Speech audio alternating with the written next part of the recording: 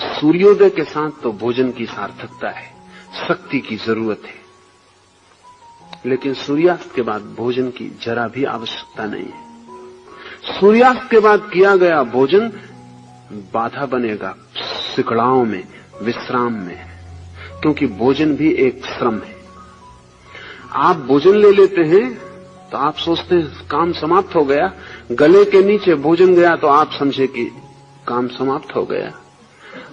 गले तक तो काम शुरू ही नहीं होता, गले के नीचे ही काम शुरू होता है। शरीर श्रम में लीन होता है।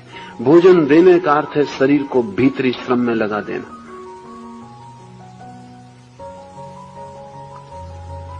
भोजन देने का अर्थ है कि अब शरीर का रोआ रोआ इसको पचाने में लग जाएगा। तो अगर आपकी निद्रा छीन हो गई है, अगर रात विश्राम नहीं मिलता, नींद नहीं मालूम पड़ती, स्वप्न ही स्वप्न मालूम पड़ते हैं, करवट ही करवट बदलनी पड़ती है, उसमें से 80% कारण तो शरीर को दिया गया काम है जो रात में नहीं दिया जाना चाहिए। तो एक तो भोजन देने का अर्थ है शरीर को श्रम देना, लेकिन जब सूरज उगता है तो ऑक्सीजन की, प्राणवायु की मात्रा बढ़ती है। प्राणवायु जरूरी है श्रम को करने के लिए। जब रात्रि आती है, सूर्य डूब जाता है, तो प्राणवायु का औसत गिर जाता है हवा में। जीवन को अब कोई जरूरत नहीं है। कार्बन डाइऑक्साइड का, कार्बन द्विऔषध का मात्रा बढ़ जाती है, जो कि विश्राम के लिए जरूरी है।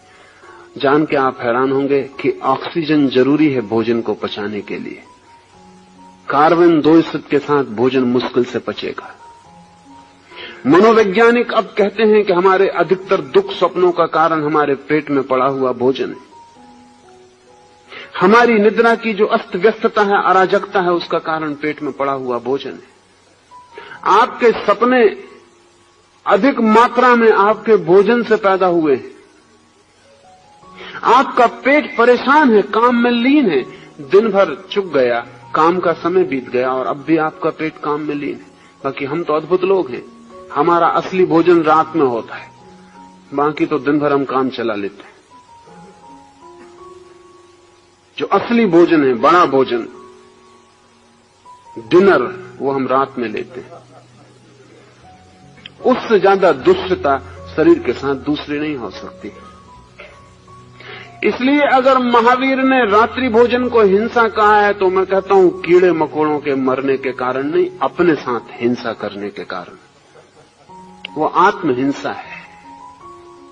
आप अपने शरीर के साथ दुर्व्यवहार कर रहे हैं।